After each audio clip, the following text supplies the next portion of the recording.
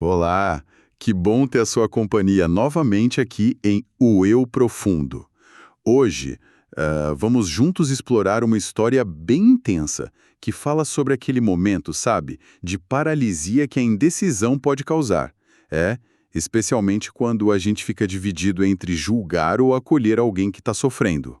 Isso, é uma situação que testa a gente, né? Com certeza. E a cena se passa em Jerusalém, num tempo muito efervescente, assim. Logo depois dos eventos de Pentecostes, aquele marco, né, da pregação dos apóstolos, da formação da comunidade cristã primitiva. Eles tinham acabado de organizar um espaço de assistência social, tipo um refúgio. Só que aí, a chegada de uma figura inesperada abala as estruturas desse lugar seguro. Exatamente. E nossa conversa hoje se baseia num trecho do tema que é intitulado Na Indecisão. É um texto, assim, de inspiração espiritual que usa narrativas para explorar dilemas morais profundos, sabe? Ele coloca a gente bem diante de um conflito vivido por Simão Pedro, uma figura central naqueles dias, ao se deparar com uma mulher carregando um fardo pesado, né? De sofrimento e o estigma social de pecadora. Uma situação que força ele a questionar as próprias convicções e a buscar uma direção mais elevada. Certo, então vamos mergulhar nessa narrativa. Acho que é um convite para a gente olhar para dentro, para as nossas próprias reações, para como a gente lida com o erro e o sofrimento do outro, né? Especialmente quando parece distante ou, sei lá, até merecido. É isso aí. Então vamos tentar visualizar a cena que o nosso tema descreve. Jerusalém, fervilhando, a casa de assistência recém-criada pelos apóstolos funcionando, apesar das perseguições que já começavam a surgir. De repente, na entrada, uma mulher. A descrição é forte. Carrega as marcas de ser considerada pecadora, tinha sido recentemente apedrejada, o texto usa a palavra lapidada, as roupas rasgadas, com manchas de sangue.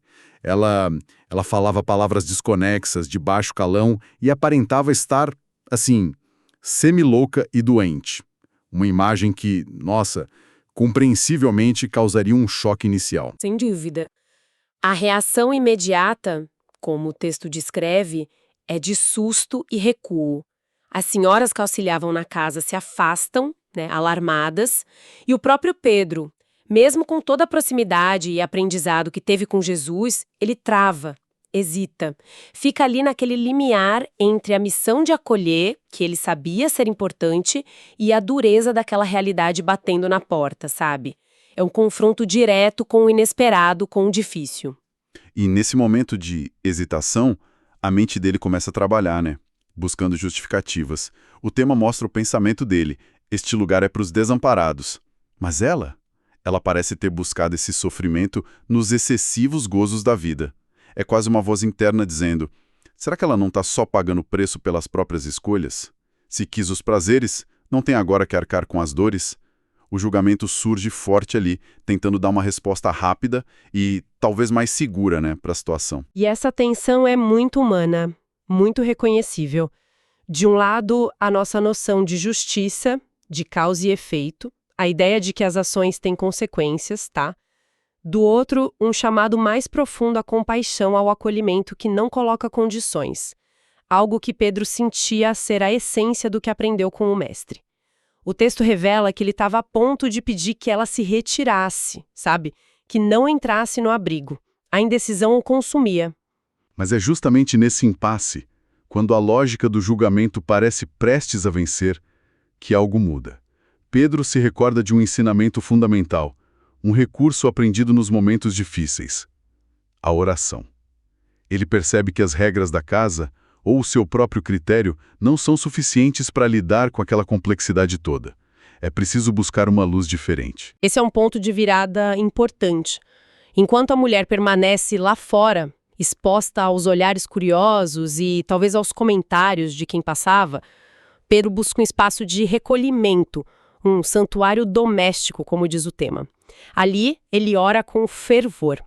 Não é uma prece genérica, não. Ele se dirige diretamente àquele que o ensinou sobre o amor que perdoa, sobre a compaixão que restaura, o amigo divino crucificado, uma referência que evoca o amor levado às últimas consequências, né?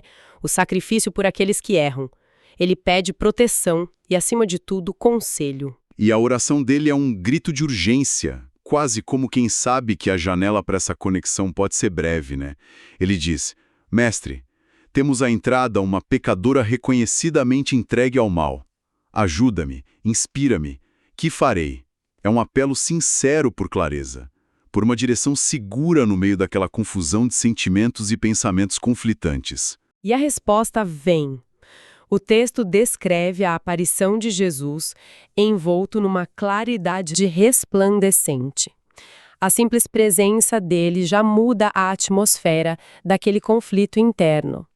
E a primeira fala de Jesus é direcionada justamente à raiz da dúvida de Pedro, desafiando a perspectiva inicial dele. Sim, a frase é direta. Pedro, eu não vim curar os sãos. Curta, mas carrega um peso enorme. É um lembrete da própria missão, né?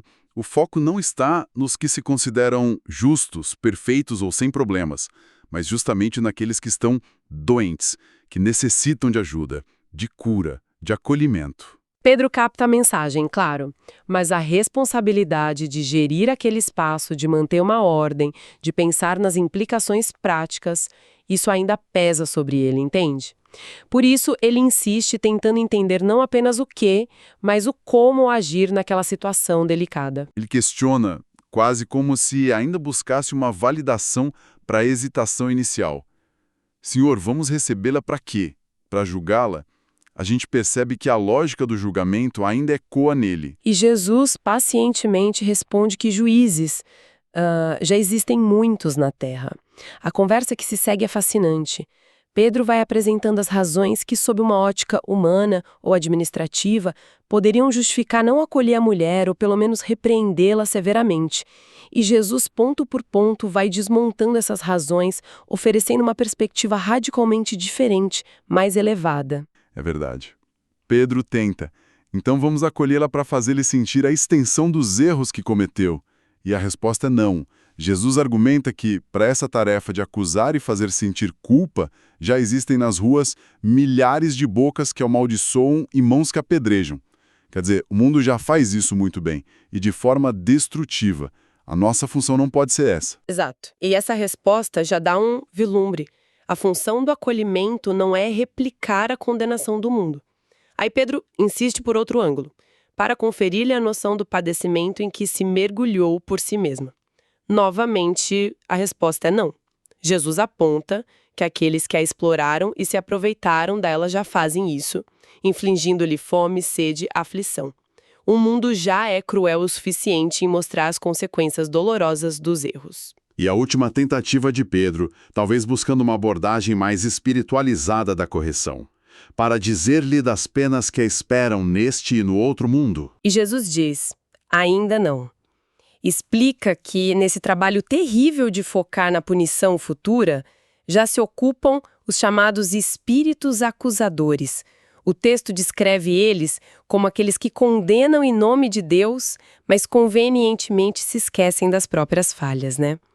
É interessante notar como Jesus está sistematicamente mostrando que todas as formas de julgamento, condenação e punição que Pedro poderia imaginar como necessárias já são praticadas em excesso no mundo. E não constroem, apenas destroem. Fica muito claro esse ponto. É como se Jesus estivesse dizendo: Pedro, o mundo já está saturado de acusação e condenação. A nossa proposta, a Boa Nova, é outra coisa. E então, ele revela o coração da mensagem, a orientação que Pedro buscava. Sim, e a frase-chave é essa. Nosso ministério ultrapassa a própria justiça. Isso é muito forte. Não que a justiça, no sentido de responsabilidade e consequência, seja irrelevante, mas o Evangelho, a Boa Nova, essa mensagem central de esperança, perdão e transformação, ela vai além dela. Para que essa Boa Nova seja vivida na prática, ela precisa de gente que se dispõe a fazer outras coisas, a conjugar outros verbos, Amparar, educar, edificar, salvar, consolar, renunciar, amar e perdoar. São ações que constroem, que levantam, que restauram, em contraste com o julgamento que derruba. E a instrução final é inequívoca, um chamado à ação. Abre acesso à nossa irmã transviada e auxilia-a no reerguimento. Não a precipites em despenhadeiros mais fundos. Arranca-a da morte e traze-a para a vida. Não te esqueças de que somos portadores da boa nova da salvação. Não há mais espaço para dúvida, né? É um chamado à compaixão ativa, radical. Aquele momento é de profunda catarse para o Pedro. O texto diz que ele chorou, sentindo o peso da revelação e talvez o alívio da orientação.